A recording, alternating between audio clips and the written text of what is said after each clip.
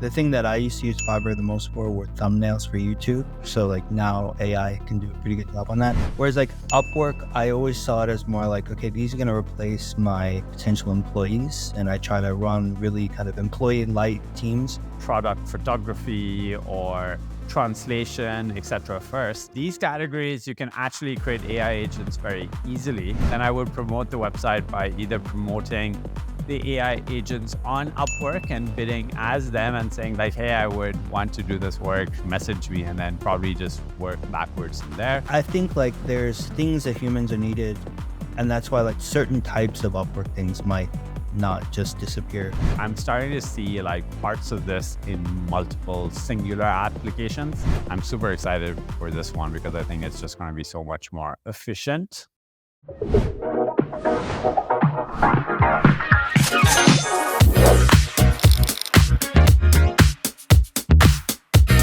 So my name is Usman Sheikh, and I'm the founder of a venture studio based out of Singapore called High Output Ventures.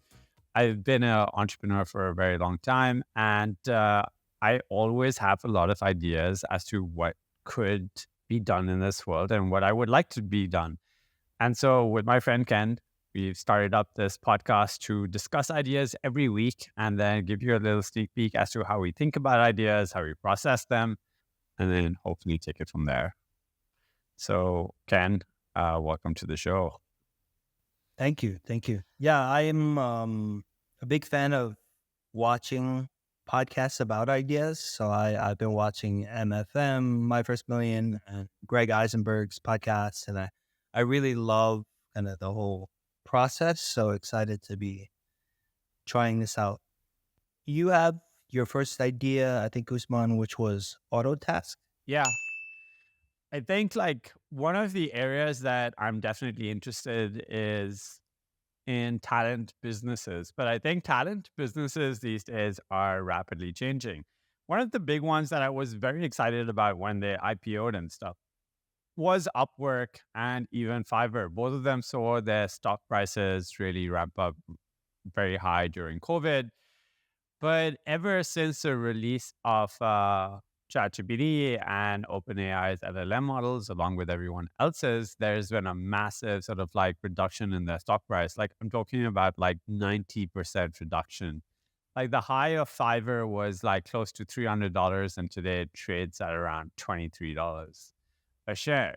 So what's really happening? I think the market's figured out that a lot of the low-level work that gets done at Fiverr and Upwork is no longer going to be done by humans anymore. And I was really looking into this idea and heard about it also on a podcast where they talked about like, the death of Upwork and Fiverr. So the idea is simply that we would set up a website very similar to Fiverr or Upwork and call it Autotask. Autotask would be a website where instead of human beings doing work on the other side, there would actually be AI agents on the other side. So the network would be, on one side, there would be people who would supply AI agents. And this would be different types of AI agents. Like someone could, and I would target popular categories like product photography or translation, etc. first, because these categories, you can actually create AI agents very easily and then provide this as a turnkey service to customers who would come into this website and do it. Then I would promote the website by either promoting the AI agents on Upwork and bidding as them and saying like, hey, I would want to do this work, message me, and then probably just work backwards from there. Or I would also start to sort of like do a lot of press around this that, a lot of people are not very happy with the displacement of jobs that is going to be happening with AI agents. But I think that provides a great opportunity for press coverage. So yeah, in a nutshell, that is the idea of Autotask. And given that you work with Upwork so much, like I would love to get your thoughts about this. So a couple things. I used to work a lot with Fiverr, and now I work with Upwork. And I know a lot of people like to throw them into the same bucket. But I do think like Fiverr for me is very much productized service. I can see Fiverr really taking a very, very hard hit from AI and AI, bots that can essentially do the same thing. Like the thing that I used to use Fiverr the most for were thumbnails for YouTube. So like now AI can do a pretty good job on that. Whereas like Upwork, I always saw it as more like, okay, these are going to replace my potential employees. And I try to run really kind of employee light teams. So that one, I often find like just AI bots are not quite there for what I often want, which is, like if I want a girl to run a YouTube channel, yeah, I can like have AI do, part of the video content creation, the thumbnail creation, but like I still need someone to like think through like set up the channel and get a batter made and, manage the scheduling of the whole process. I think like there's things that humans are needed. And that's why like Upwork might get, certain types of Upwork things might not just disappear so quickly. But I Right. really like the idea of the AI bots. Like as a customer, I would want to make sure that there's like some quality control. Like I wouldn't want to have to experiment with the AI bot myself and like train it to. So how much of that is kind of done for you or Yeah. I think that's a good idea. So I think like you could have the AI agent layer, they could have output, and before the output goes out, it could either be screened by people that are sitting on our side to ensure that everything is sort of like looking good, or that could be part of a pro service where the service is much cheaper if you want to experiment yourself, and then if you want a screen done by a professional, then you would just include the screen as well. And I actually saw on Fiverr's website they have something called AI services right now.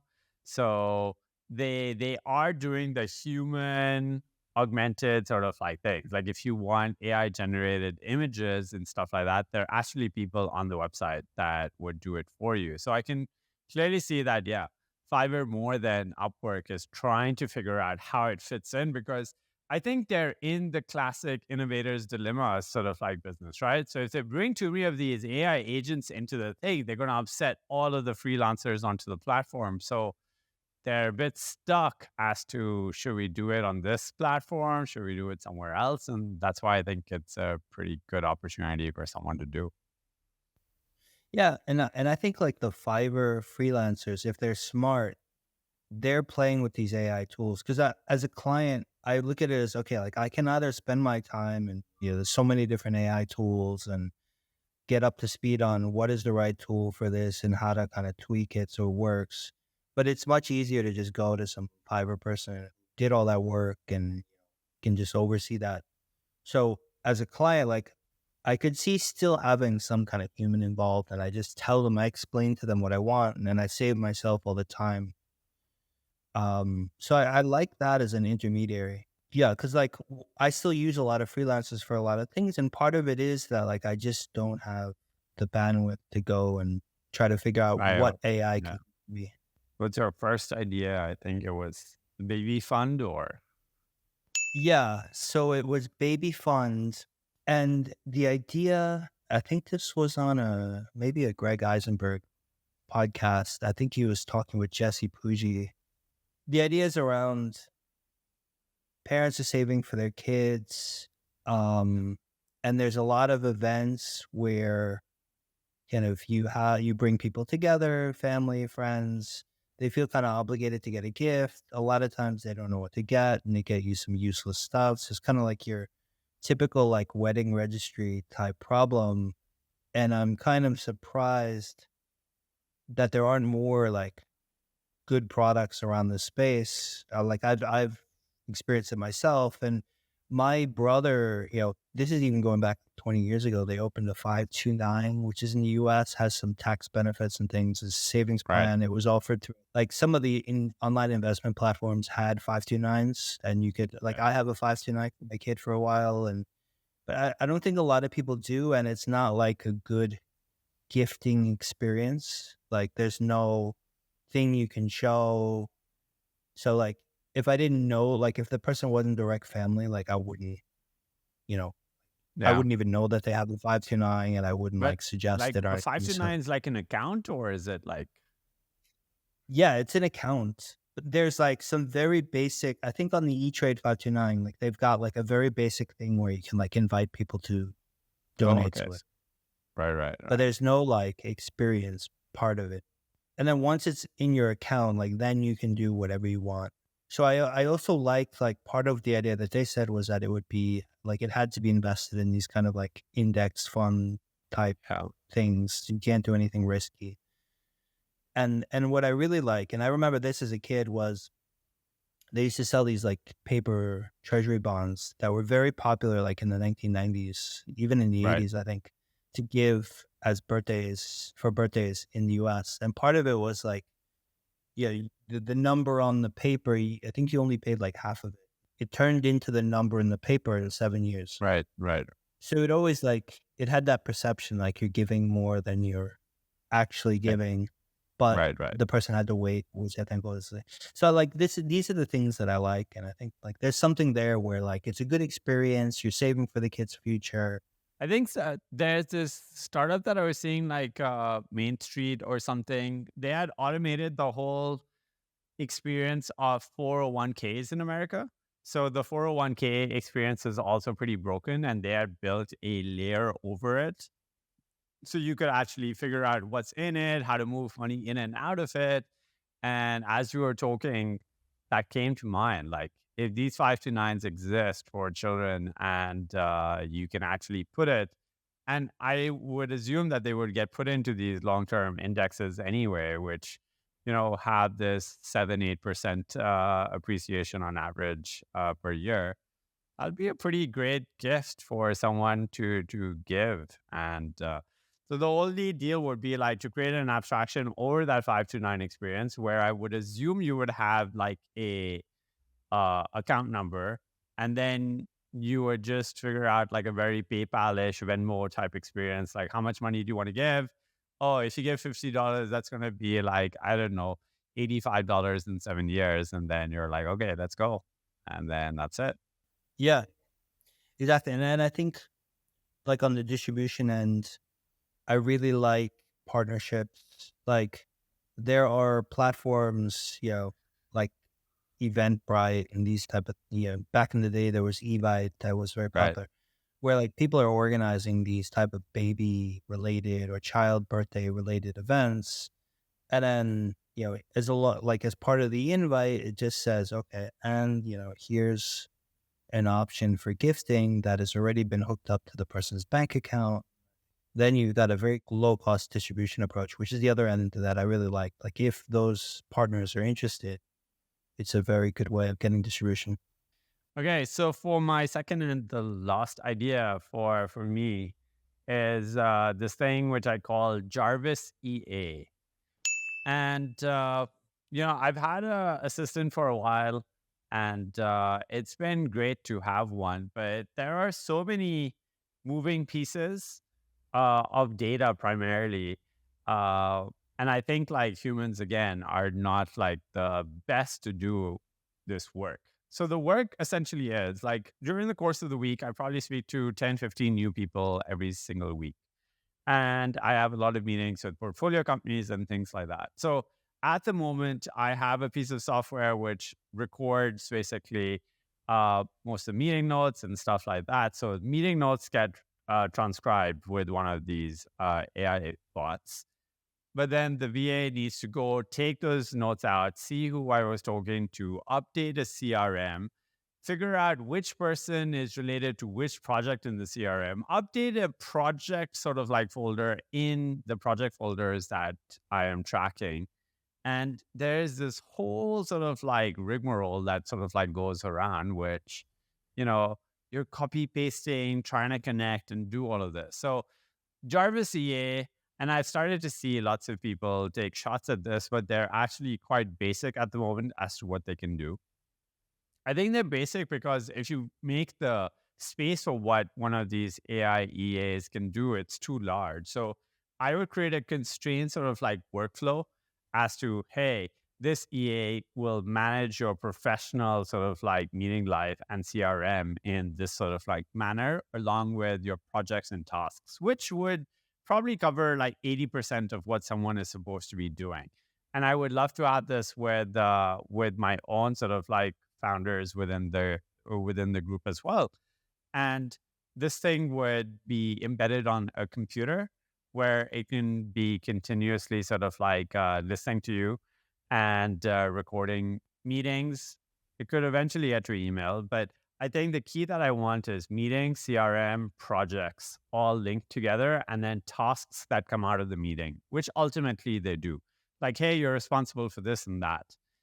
And yeah, so that's what I'm calling Jarvis. I think it'll be the first release version of a wider Jarvis that you would have access to. And I think these things are not as far away as people think they're going to be. I actually think like I'm starting to see like parts of this in multiple singular applications. It's like the stitching together, which is difficult right now. But I'm super excited for this one because I think it's just going to be so much more efficient. And again, it'll make life a lot easier. So that's the Yeah. Jarvis So EA. this is something you're already working on and going to release soon. I'm not working on this. I use a Oh, whole yes. bunch of things to do this right now. So I use Read AI for Yeah. meeting notes. I use Clay for CRM, and I use Notion for project management and things like that. So I Yeah. have all of this done in 3 different products at the moment with a manual workflow that connects all of them together. Yeah. And I think that's completely broken. Yeah. Yeah. I see it. So many people are adding these AI assistants and it creates the written notes and that looks really helpful. But like, I think a lot of people that I see using it, like they don't really have a workflow attached. And then they do these like meeting transcriptions just don't really get used. So, like, I haven't seen anyone that really has a really tight automated process around this. I think, like, the fact that, like, the AI transcription things are really starting to get popular is, like, a good driver of this Yeah. type of tool. It's a no-brainer. Because it's just isolated, right? Like if I want to go back to a meeting and see what I said, like I can personally tell you that's not something that I regularly sort of like do for a random thing, which is why I think like the connection to a CRM or a connection to a project file would be most helpful. So let's say that I speak to you regularly. And if we're working on a project, and I'll be like, what was that call that we worked with Jen on that project where you spoke about it? I would go to the project file and in the meeting log, the transcription and all the tasks would be already there. So it has context, which currently the tools or standalone tools don't have. And that's why I think like, by the way, like the high performing EAs are already doing versions of this as well, but they cost upwards of $3,000 a month to hire. So I think like there's definitely space for this because while it's great, like humans could do that, I just don't see a need for a human to do something like this. And because it's just copy pasting and connecting a bunch of files. Yeah. And, my use case, or at least the use case I've seen a fair bit in the past is, like, you have a meeting, there's some follow-ups from either side, and then you both have to follow up, and someone sends out, like, the meeting notes, and these follow-ups is kind of next steps in an email, and it's a very, like, you know, difficult thing to kind of follow up on in a systematic way. So I think like there's a lot of people that like, they're still using the manual method too, and it's really broken. They, if this was seamless, it would be a really good thing. And I think my target market for distribution would specifically be entrepreneurs. And entrepreneurs of a certain scale and size, like you would have to have either a bunch of direct reports or you would have to have a larger sort of like company where you're having these meetings where you are like I don't think it necessarily works so well for the solopreneur and stuff like that. So I would target the more entrepreneur executive sort of like layer. And ultimately, that would be the layer that I believe gets early adoption because it'd be very difficult to sell this to Fortune 500 CEOs right now. They already had these very expensive sort of like assistants and things like that that they're doing this manually with. But I think like instead of $3,000, this would probably cost like 500 to $1,000 a month, starting like 500 bucks minimum. And there's another company that you could check out. It's called Podium, and it's interested to the SDR way, but it's a completely automated chat and voice SDR. But they've given it a project, they've given it context, and I started to see pricing around this in the same area, which is like if something is an autonomous thing doing a set of complicated tasks, I've seen pricing started at $400 or $500 a month for this, which makes sense because if you go to the absolute sort of like base of what offshore talent would cost in a low cost jurisdiction, it comes out to be $400-$500 a month. And that's just displacing that entire segment then. Yeah, I think a key thing is like how efficiently you can target that segment. Yeah, I think it's hard. Like for most entrepreneurs, spending $500 to get their time back or do it more efficiently is something that they would find workarounds for. But I think it's one of those things where the cost of an additional customer would be zero or close to zero because the compute needed would not be that thing. And because it's provided in a container where all your projects and stuff are listed, I would provide 30 or 60-day free trials. And then I would I would sell in quarterly or annual increments after that. So as to make the economics of this viable. But let's just suppose that we're selling for $350. So 3 months would be like $1,000. And yeah, that would give me considerable sort of like margin of spend on marketing to acquire these people, get them on in a 30, 45-day free trial to really get this going. And then I would trial that because I think a lot of people will also have, because what am I competing against? Read.ai is $19 a month. Clay is $20 a month. So Notion, if you're using anything, is $10 or $15 a month. So the stack currently costs 55, but then you have to overlay this with either your time or an EA. And I think like that's the delta that you close. So I wish Yeah. someone could just go But build this. Yeah. yeah, the other thing that I think is an interesting part is the viral loops. Like in product, they often talk about the viral loops. Like Calendly is like a case study that they always talk about where it grew almost like organically very quickly. And I think here, like you've got some, with all these AI assistants, there's some pretty good like AI loops already. Cause like if I'm joining someone else's meeting and they have an AI assistant, I sometimes get their email with transcription notes and like I'm kind of like intrigued and I open it and I see the transcription. And so if there was like more like even actions and stuff, and then I get the actions, oh wow, like this is a really good way of tracking all my meetings. And then, yeah, so you just like let some people use it for free, and then like they start like virally, like creating these other customers. Okay. So my second idea is these. I think it was definitely I think Jesse Pujji that was talking about this on a podcast about white label Ayurvedic products. And the idea was that you've got all these like culturally local medicines that have been around for a long, long time, like have a lot of history to them. Yeah, I think India would be one. Chinese medicines are another one where the company, like there's pretty big market already for these traditional medicines within that culture. But they're like pretty old school companies that are not very good at marketing and are not using like the latest D2C e-commerce techniques. So his whole thing was, choose some of these popular Ayurvedic medicines, look at who's like the players, how big is the market, who are the players you're up against. And I just like, you know, start very lean and, maybe use an existing product and then you just stick your label on top and you use e-commerce and you try to market it, see if you can make a good margin. Like I like the idea of like there's an existing market, there's people that are already buying and searching of this, and then boom, like all of a sudden they actually see a modern brand rather than some old Right. school brand. Well, yeah, I think that there's something there.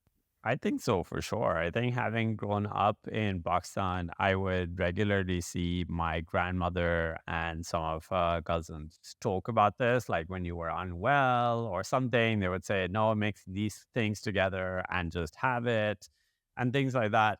living in Singapore, I also noticed that there were lots of these traditional Chinese medicine stores, TSM stores, GCM stores all over the place. In fact, I've seen some in Dubai as well. But again, they're very traditional in how they package their products, how they put it out there. Even like, I don't know whether someone wants to just walk in because there are all of these things all over the place. And then you're like, like, you just don't even go browse over there. Like perhaps you go ask the person, "Hey, I'm doing this," and then stuff like that. But I like the way of isolating a couple of the most popular one of these sort of like things that there will be a lot of compounds that people push. And then yeah, you're right. Sort of like putting that into things. There's this thing my dad absolutely swears by. It's it's like this black seed oil and ever since I was a kid and stuff like that. Actually, here's a funny story as to whether it solved it or not. So, growing up, I had like pretty bad asthma, and there was the inhalers and all of that other stuff that I had to go through. And then my dad actually was his business was based out of Saudi Arabia and stuff like that. And then he was talking to someone, and they said that you should give your son this honey mixed with this black seed oil and things like that. Anyway, so my dad just brought it back, and I was like 7, 8 years old at this time. So before going to school, I vividly remember like before I would go to eat anything or do anything, my mother would give me a spoon of this honey thing. I don't know what worked or stuff like that, but truth be told, like it took 2 years and I have not had asthma since then. So I don't know what happened or things like that, but that's the story I tell about like from my childhood with one of these things.